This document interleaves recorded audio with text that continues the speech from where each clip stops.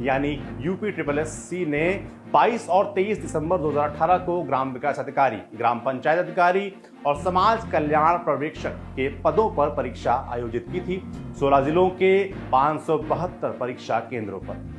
खबरों के मुताबिक करीब 9 लाख अभ्यर्थियों ने इस परीक्षा में हिस्सा लिया। पद थे 1953। इस लिखित परीक्षा का रिजल्ट आया अगस्त 2019 के दरमियान।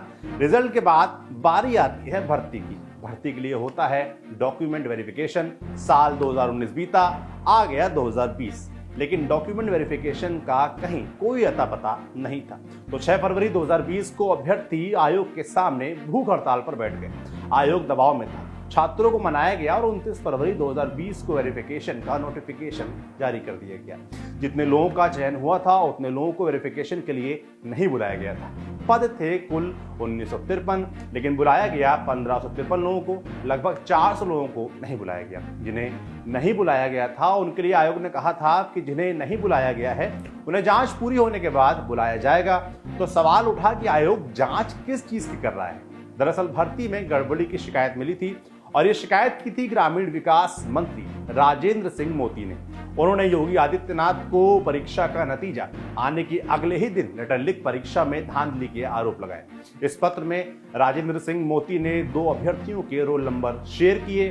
कहा कि OMR शीट की कार्बन कॉपी के हिसाब से इन दोनों लगभग 5 प्रश्न हल किए हैं, लेकिन जो अभ्यर्थियों की मूल OMR कॉपी है उसमें सभी प्रश्नों पर गोले बनाए गए हैं। गोया परीक्षा पूरी होने के बाद मूल OMR शीट पर आंसर भरे गए थे। राजेंद्र सिंह मोती के मुताबिक दोनों अभ्यर्थी उत्तीर्ण थे। साथ ही कार्बन कॉपी और मूल OMR शीट में अंतर का मतलब है कि भर्ती में गड़बड़ी हुई है। आरोप सीधे आयोग पर लगे। अपने लेटर में राजेंद्र सिंह ने आयोग द्वारा जारी परिणाम निरस्त करके जांच करने और संलिप्त लोगों को यथोचित दंड देने की सिफारिश भी की थी। उन्होंने लिखा, मुझे लगता है कि इस धांधली में अधीनस्थ चयन सेवा आयोग की पूरी तरह से संलिप्तता है।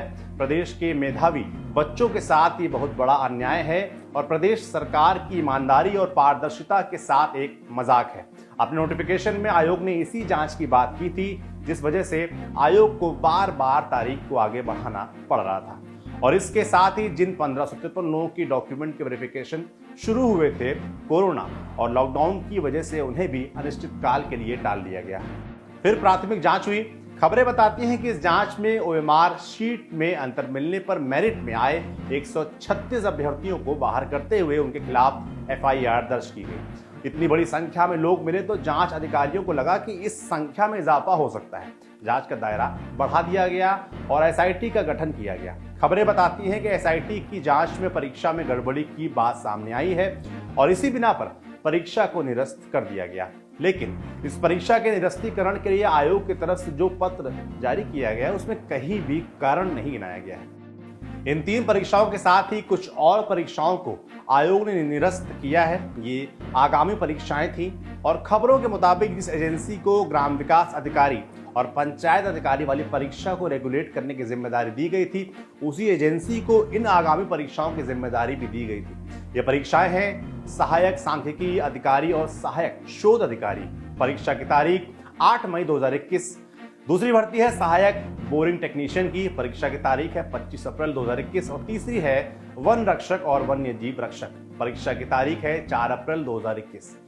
एक तरफ उत्तर प्रदेश सरकार पूरी पारदर्शिता के साथ समयबद्ध और निष्पक्ष भर्तियां कराने का दावा करती है, वहीं दूसरी तरफ 3-3 साल तक भर्तियों को लटका कर रखा जाता है और फिर अचानक से उसे निरस्त कर दिया जाता है। इन 3 सालों में अभ्यर्थी पढ़ाई लिखाई के साथ साथ धरना प्रदर्शन भी करते हैं। सोशल मीडिया से लेकर कोर्ट कचहरी तक हर जतन कोशिश करते रहे, इसी उम्मीद में कि मेहनत से पढ़ाई लिखाई की है, परीक्षा पास कर लिया है, अब नौकरी मिल जाएगी। लेकिन एक झटके में सब खत्म हो गया। मेहनत से पढ़ाई लिखाई कर परीक्षा पास करने वाले युवाओं की उम्मीदें भर्ती आयोगों में व्याप्त भ्रष्टाचार की भेंट चढ़ गई। हमें उम्मीद है कि सही तरीके से यूपी सरकार दोबारा इस परीक्षा को जल्द करवाएगी। शो के आखिर में आप संसद से कुछ अपडेट्स। लोकसभा में आज कांग्रेस सांसद रवनीश सिंह ने पेट्रोल डीजल की कीमत का मुद्दा उठाया। साथ ही सवाल किया कि ये बजट सत्र है, लेकिन हम प्रधानमंत्री से कहां जाकर मिलें? क्या उनसे बंगाल की रैली में जाकर मिलें? सदन में कई बिल पास हुए, लेकिन गरीब के लिए पेट्रोल, डीजल और रसोई गैस के मुद्दों पर कोई बात नहीं हुई। रवनीत सिंह के सवाल उठाने के कुछ देर बाद ही पीएम मोदी सदन में पहुंच गए। इस दौरान सदन में भारत माता की जय के नारे भी लगे। लोकसभा में आज केंद्रीय सड़क परिवहन मंत्री नितिन गडकरी ने बताया कि कोरोना लॉकडाउन और किसान आंदोलन के बावजूद टोल कलेक्शन बढ़ा है। कोविड के कार्यकाल में भी, काल में भी सब जगह पर नुकसान हो रहा। अभी भी आज हमारे कुछ हाईवे किसान आंदोलन के कारण ऑपरेट नहीं हो रहे। पिछले साल हमारा 24,000 करोड़ इनकम था टोल का, और इस साल कोविड और ये सब आंदोलन देखते हुए हमें लगा कि 10,000 करोड़ कम होगा, वो 14,000 करोड़ पर आएगा। पर हमने आप सबके सहयोग से फास्ट ट्रैक लागू किया। ये 93% फास्ट ट्रैक अभी लोगों ने ले लिया है।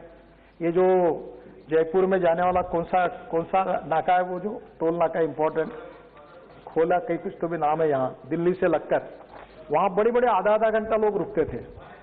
मानेसर के आगे वो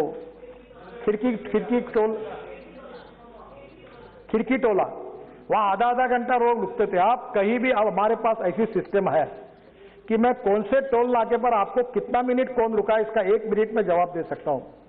हमने सॉफ्टवेयर डेवलप किया है, चेयरमैन NHAI मॉनिटर करते हैं, मैं मॉनिटर करता हूं, और मुझे खुशी है कि हमने 3 मिनट के ऊपर कई समय नहीं लग रहा, पूरी तरह फास्ट ट्रैक हो। ये